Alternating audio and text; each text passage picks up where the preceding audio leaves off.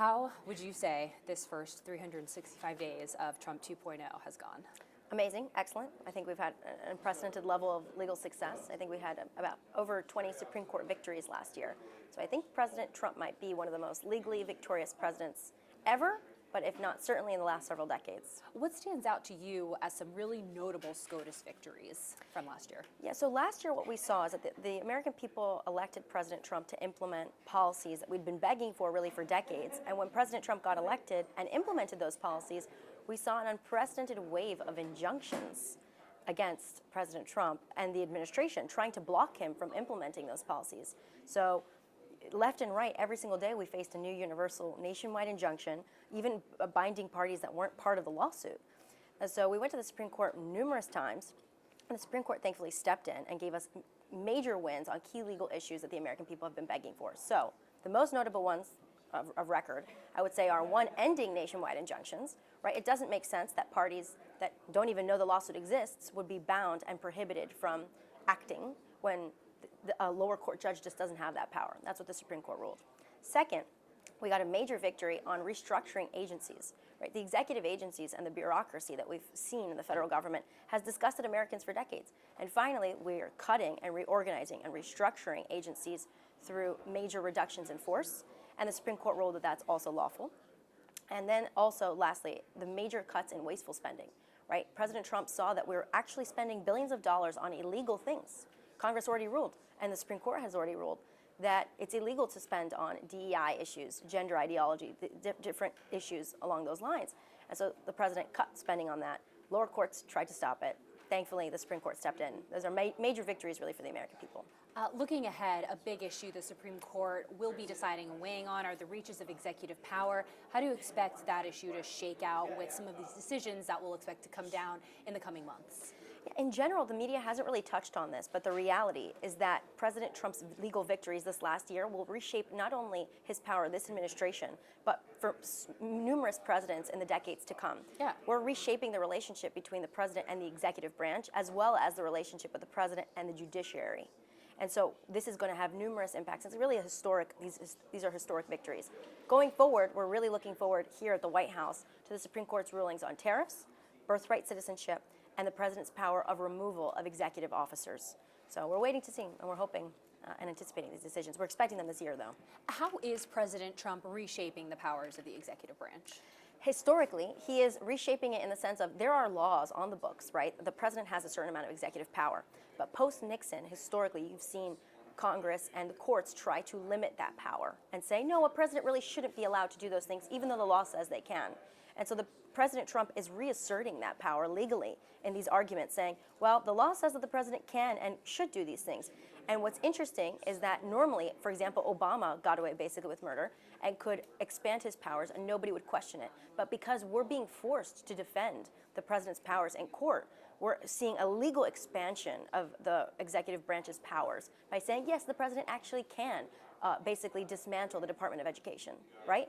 Yes, the president can reduce agencies to their statutory minimums. This is now precedent, right? Or it will be precedent in the coming years as the Supreme Court finishes the rulings. But that's a major restructuring, right? Of yes, the president can do these things. So we're seeing his powers play out in real time. Are there any concerns that solidifying what exactly that expansion of presidential power looks like could come back to bite Republicans when they one day aren't the ones in the White House? I think the important thing is that the president is using all the lawful methods possible to protect the American people. And so the president should not be limited to protect and secure the American people by things when the law says what the law says, right? If the law says the president can do X, Y, Z, the administration cannot be concerned that the next president will use X, Y, Z against the American people. They can always do that, right? But that doesn't mean President Trump shouldn't protect Americans now because one day they could do something else. The law is the law, right? Congress has to rewrite it if they don't like it. What are the biggest hurdles that you see the administration faces when it comes to legal challenges, when it comes to just the legal system in America? What are the biggest things that you're trying to accomplish here? The biggest issues we're seeing is the judges basically blatantly ignoring the law. Like the law will literally say, for example, the president can do X, Y, Z, and a judge will say, no, I don't like that. And there will be no basis in fact. There will be no basis in the law. And we'll read the opinion and say, how is that possible? How how can the judge rule that it's illegal when the statute says that we can do this, right? We saw in numerous cases, that, for example, the D.C. National Guard case. The president is the governor, basically, of the District of Columbia, okay? So the president can issue the D.C. National Guard to D.C. because he's in charge of it. The statute very clearly says the president is in charge of the D.C. area, the territory. It is a federal district, not a city. But a judge basically made Washington, D.C. an independent state and said the president didn't have control over an independent state. That's unconstitutional. There's no basis in law. I mean, it's completely untrue. But a judge said, well, my wand says D.C.'s a state. So, I mean, we're seeing issues and orders that we couldn't have imagined. They're fiction. And so we're appealing them, and we're winning on appeal. But it's insane that we have federal judges that are making up the law on a daily basis, and that's who we're having to combat. I mean, we're basically, not even bothering. We don't care anymore when we get an injunction at a district court level because we know we're going to appeal. But I'm still surprised and shocked when I see complete fiction, because I went to law school to study the law, not to imagine fictional rulings that would come up in front of the President of the United States for the American people. Right? These are policies the President won to implement. So it's shocking. I think that's a huge hurdle. What do the next 3 years look like? The next 3 years look like the administration continuing to defend the policies of the administration. But I think it's extremely important that we find a way to hold the lower federal court judges accountable for their decisions.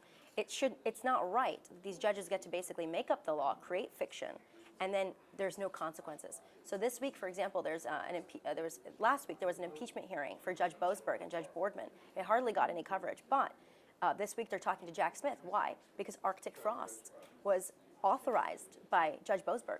The spying of 20% of GOP Congress members was authorized via a warrant from Judge Boasberg, who has now tried to hold the United States government in contempt for enforcing the law and deportations against criminal migrants. I mean, it's full circle, and hopefully in the next 3 years, we're not only continuing to see legal victories, but we're also seeing lower federal court judges being held accountable for their unlawful, plainly illegal rulings.